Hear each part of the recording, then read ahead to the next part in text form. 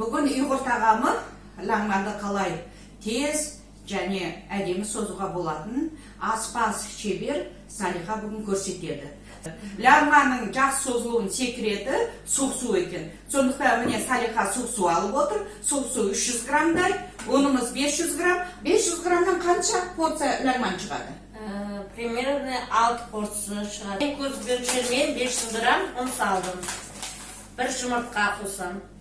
Бір қасық тұз.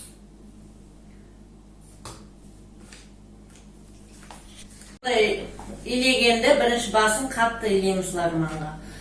Теста қанша қатты болса, ларман сонша жақсы болып шығады. Жарты сағаттай тындыруға қазір Салиха қойып қояды. Сосын бар, жарты сағаттан кейін тағы да Салиханың жұмысын көреміз. Міне нанымыз тынды.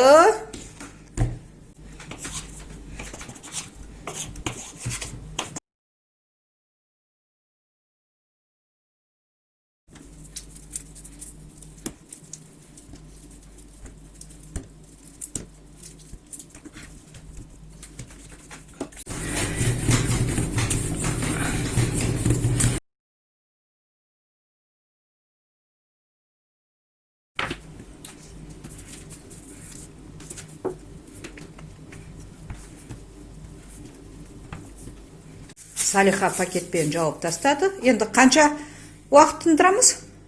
20 минут бойын алғанша тұрса болды. 20 минут.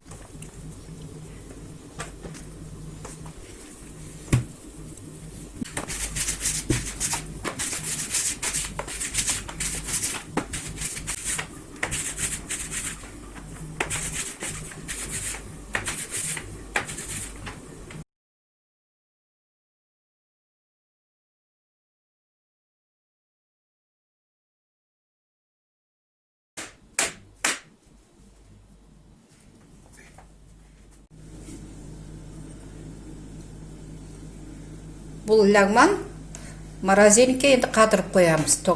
Тоңазытқышқа салып қатырып тастаймыз. Бұл тұра береді. 1 ай, 2 ай тұра береді қатып. Міне морозильниктен қатып қалды.